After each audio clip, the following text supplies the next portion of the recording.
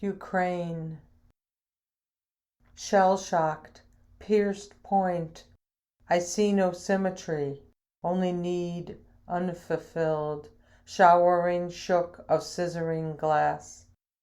I look, fountains of sadness, shadows of tanks, carbines, rifles.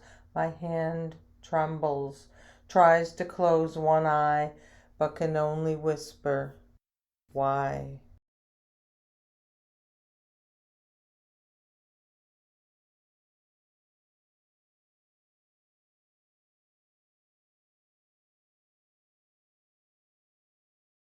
Ukrainian Pysanka. Faith is something we never discuss at the dinner table in my family, but I do believe in God. Vladimir Zelensky, President of Ukraine. It starts with an egg, painted virgin white with dye made of dried plants, roots, bark. Then patterns are etched with a stylus dipped in beeswax, flowers, stars, letters, nothing to overshadow the egg itself, a symbol of life given to priests, family, friends, and cemeteries to protect souls from evil spirits, to offer a blank page, a blessing, the tears of the Virgin Mary. Who will bless these gifts from a Slavic people? Who will risk persecution to give a basket of goodness to journalists, protesters, professors, to remind them to continue to fly towards the light like moths? Why can't we arm soldiers with eggs? The earth continues to turn robin blue, transparent as Kodachrome, fragile, bearing so much. Each egg preserves an entire diaspora world floating in a suffering nation of yolk. But once cracked, the inside reveals only hollow gold, stained with the dregs of power, broken and cold as dirt.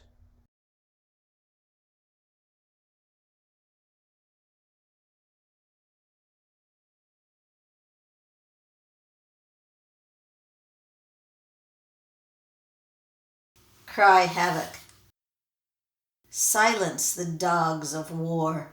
They have marked their domain with a raised leg, and the odor is strong and foul. Obeying wrong commands, they pace outside the nursery door, emitting a low, incessant growl.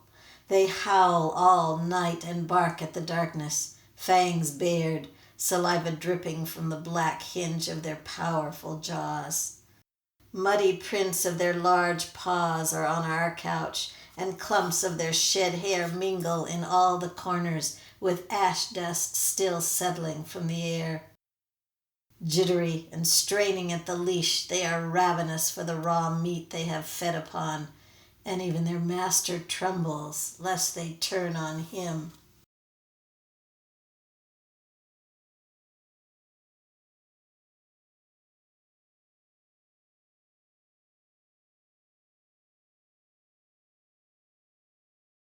Out of the crossfire.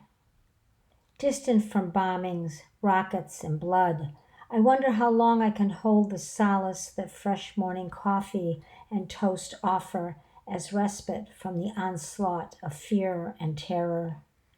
Radio and television broadcast new attacks on faraway people who huddle in subway tunnels, wait for food and water, cry out to the world for help, and say goodbye to departing soldiers.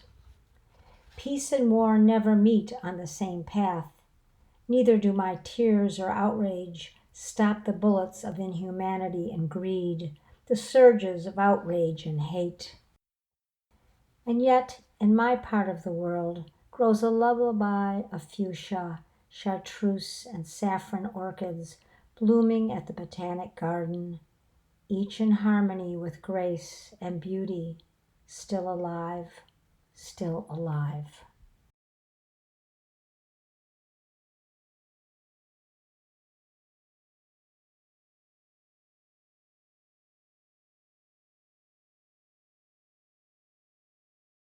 Where do you go? Where do you go when there is no place to go? Who do you walk with when you are alone and your home has been bombed and the walkway has been bombed and streets and the train station have been bombed and everywhere there is blood and there are bodies, even bodies, babushkas and babies? Who do you love when your loved ones have died of shrapnel wounds or hunger or cold or a heart broken by battery, bricks and bombs and are now but broken bodies? What do you say when there are no words strong enough to describe the destruction and devastation, the desolation and desecration? No words for all the violence and violation, all the loss, and you are lost, empty and bereft. What do you think when thinking is too painful and bombs keep falling and your closed eyes see bodies?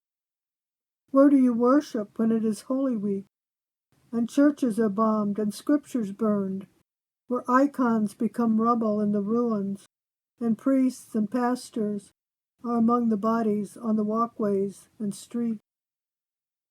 How do you pray when you begin to believe God is deaf, when you begin to believe God is dead? Where do you go when there is no place to go and no one is safe from bombs?